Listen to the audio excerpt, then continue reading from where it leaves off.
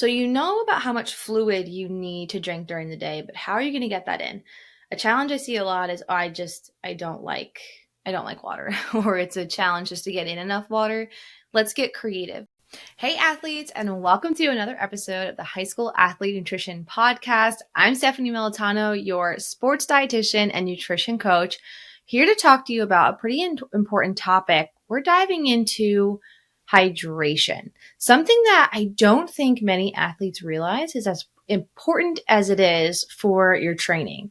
If you're dehydrated, you're messing with your energy, your focus, your reaction time, your overall performance. So today's episode, it's just packed with tips and hydration hacks to make sure that you're ahead of dehydration, especially during hotter seasons or getting into the fall and winter. If you're training indoors, it's getting really hot and humid in those gyms and in those turf fields. So let's talk about how you can stay hydrated throughout the seasons.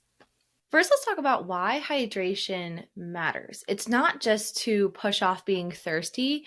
Your body needs water to do a lot of different things, to regulate your body temperature and make sure that you're not overheating, to move nutrients around to your muscles. So your blood is fluid. And if you don't have enough fluids, well, energy and carbohydrates and fats and proteins aren't getting to your muscles.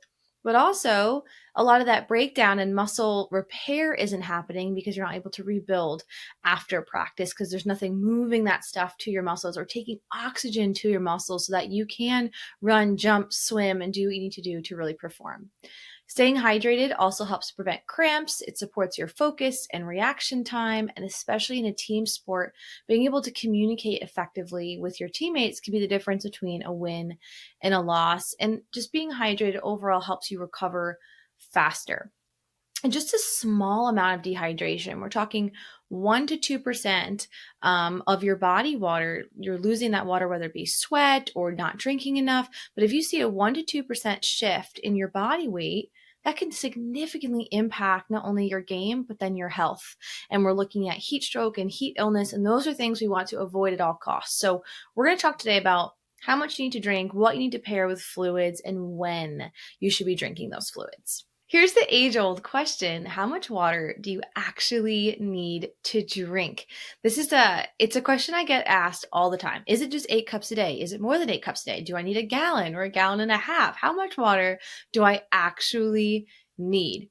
And the answer is it's going to depend. It really depends on how much you're training, what's your sweat rate, are you a super sweaty athlete, is it humid out, what are you wearing to practice, right? Because it's very different if you are wearing just shorts and a t-shirt to practice, or if you're a football player in full pads, right? Your heat and how much you're sweating is just going to really be impacted by the material of your jersey. Is it more dry fit? Is it a cotton? So there's a lot of factors that goes into how much hydration you actually need. So when I'm working with athletes to create their hydration plan, it's the hydration plan for right now.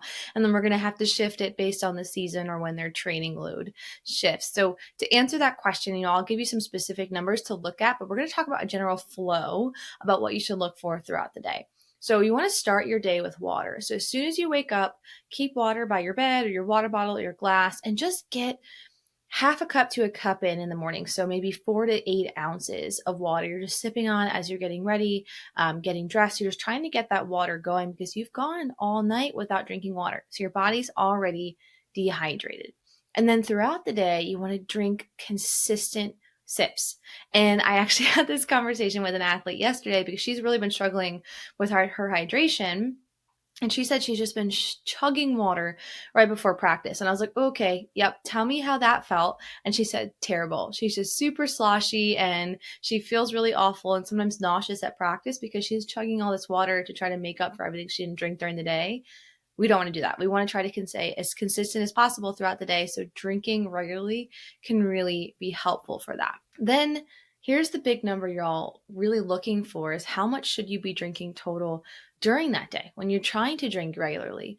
And we're looking for a minimum of half of your body weight in ounces. So if you take your body weight and times it by 0.5 ounces, you'll get an approximate amount of water that you need to drink. So if you weigh approximately 140 pounds, divide that by 2, that's a minimum 70 ounces of water per day.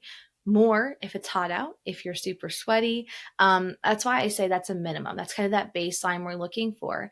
And so if you can break that 70 ounces up and do 8 ounces in the morning and try to get a 32-ounce bottle in or a 24-ounce bottle in before lunch, and then you're refilling it and you're getting another 24 ounces in before practice or finishing it right at the beginning of practice. Well, now we're up to almost 50 ounces and we're nearly there, right? And then after practice, we can have more water and chocolate milk, and all of these things come together to make your fluid needs for the day. So remembering that it's not necessarily half of your body weight in just water, but it's overall fluids. And that could be lemonade, it could be juice, it could be fruits and vegetables or soup, or there's so many different things that can add up to that fluid need. But the minimum is about half of your body weight in water, or if you can either divide your weight in half or just 0.5 ounces times your weight will give you how much approximate water you need per day minimum. And you're going to scale up for practice and heavy sweating times. Then before practice, remember, you don't want to be like that athlete and be really, really full and sloshy right before practice. So you are thinking about how can you taper up a little before practice. So in that hour or two before practice, think about maybe your last class. You're going to try to get 1 to 2 cups of water or 8 to 16 ounces of water in during that last class. Just getting a last kind of bit of hydration in before you head to practice. And then once you're within that hour mark of practice, just sipping.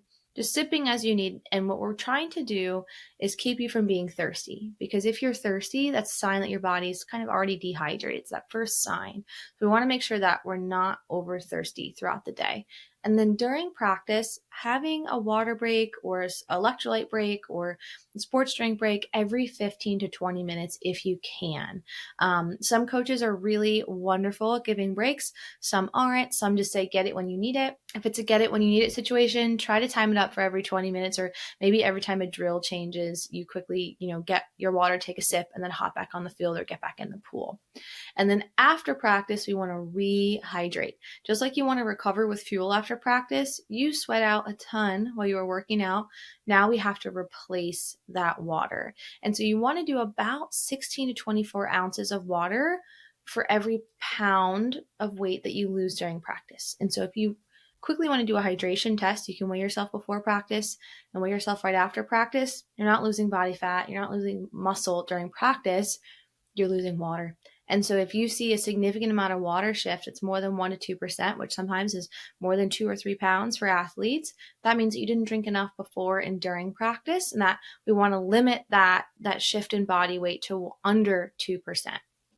So if you're losing 2, 3, 4, 5 pounds, you're definitely not drinking enough. We need to revamp that hydration plan and that fueling plan to include more electrolytes. This is what I love doing with athletes. So if you're looking for more support with your hydration plan, first check out my academy. My online course has so many videos in helping you create your hydration plan and your fueling plan. Or if you want more one-on-one support, happy to schedule a coaching session with you. Just send me a message through my website or on Instagram. I'm happy to share that link to get you scheduled.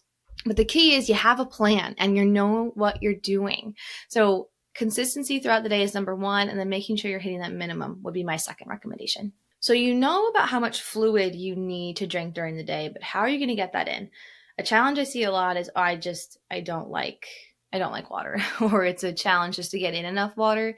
Let's get creative. Maybe you're flavoring your water. You're adding lemon or lime, or you're adding a little bit of an electrolyte flavor in there, or different frozen fruits, but you're adding flavor to your water. Then thinking outside the box, it doesn't always need to be water. You can have milk with breakfast or juice with lunch. You can have lemonade. You can think of different ways to get fuel in. And the benefit of using different fuels is that you get more carbohydrates if you're choosing lemonade, and you get more proteins and carbs if you're choosing chocolate milk. So there are benefits to choosing other fluid sources. Number 2 is choose a bright colored bottle. So often we have black bottles or, really dark navy blue bottles that you just don't see. They don't catch your eye. Choose a bright colored bottle that's going to catch your eye and move it to where you're going to see it. So if you're at school, put it on your desk if you can, or if you're home, put it right next to wherever you are. Because if you see it, you'll drink more. If it's on the floor in your backpack, you're not going to drink enough water. Number 3 is anytime there's a transition, whether you're in the car or between classes, try to set the goal of taking 3 to 4 big sips of your water. That will help you just add a little bit more fluid throughout the day. And this last one is a really big one. I actually talk about this one all the time with athletes and teams, is switching to a water bottle with a straw. If you have a straw, you're just naturally inclined to drink more. Having to take the lid off of a bottle takes effort. Most of us are just a little bit lazy and it takes a little bit effort. Or if you have a straw and you can just flip it up and you'll drink a lot more water.